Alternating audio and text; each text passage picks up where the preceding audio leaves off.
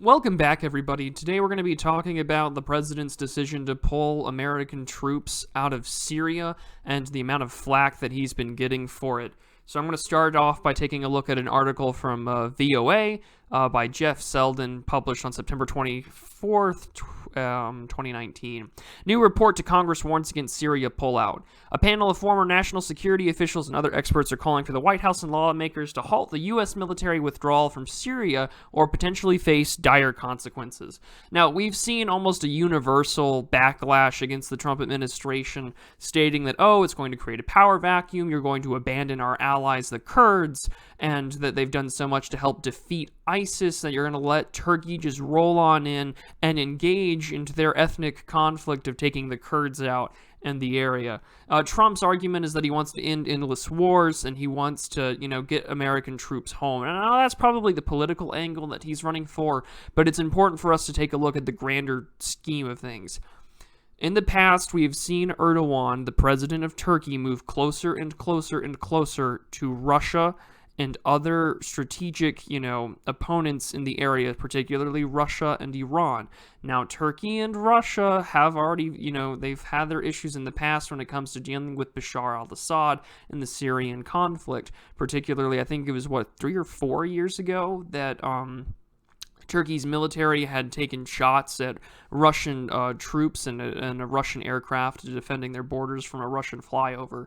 But Trump recognizes that Turkey, which is a NATO ally, has been moving closer and closer and closer to Russia, which is one of America's largest geopolitical opponents in the area.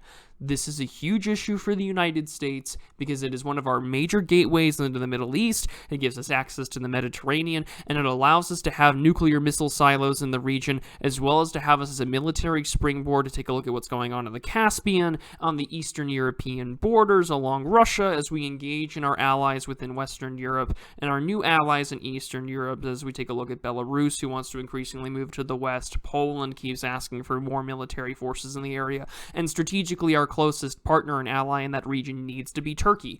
Now, we had this long-standing conflict in the past with the Turkish military and the government, particularly as they want to take out Kurdish forces that have existed inside in Syria. For the longest time, since the 1980s, the Turkish government has been waging a civil and ethnic conflict with its own ethnic Kurds, which make up about 20% of its working population. And they have been fighting the Kurdish Workers' Party, also known as the PKK, inside its country for the last 30-some-odd years.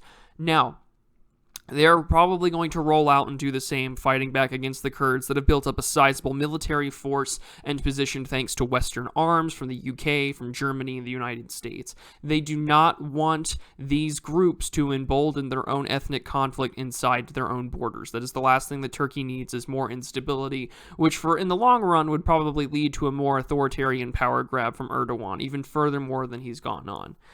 Again, links into the description below to the VOA article that I'm reading throughout here. But they also talk about how, the ISIS could easily have a resurgence. You're going to see a flashpoint.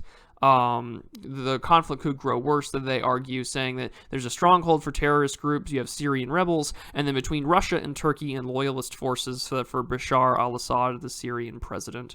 They also said that this could lead to continued escalation in conflicts between Iran and Israel, because the United States would essentially pull out and we would have a power vacuum. I find this analysis to be fundamentally flawed, primarily one, because the United States is still going to have a presence in the region. We still have our military forces inside the Strait of Hormuz. We still have support to Saudi Arabia. We still support Israel. We still provide armaments and support to Egypt. And of course, NATO allies exist in the area, specifically Turkey. And of course, the United States has a vast military infrastructure that exists there. We also haven't pulled out of Iraq yet. So I find that this is going to be flawed. Yes, we're pulling out of Syria, but this is to ensure that we maintain that our ally doesn't stray further and further and further away towards Russia's sphere of influence. If anything, in the long run, this is probably going to be good for the president. He needs to make the case and simply state, look, we recognize that while the Kurds are our ally, Turkey is more important in the grand scheme of things geopolitically than anything else. You are seeing an authoritarian country that is a NATO ally that has access to our supplies, our weapons, our materials, where we also keep some nuclear armaments that are pointed at our largest geopolitical foes like Russia and China inside their own borders.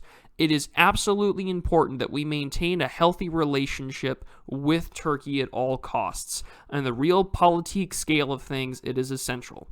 So that's about all. I think that Trump really needs to come out and argue that in the grand scheme of things, Turkey is more important than our Kurdish allies. The threat of ISIS has been defeated. However, in long term, keeping Turkey within our NATO and American sphere of influence is valued above all else.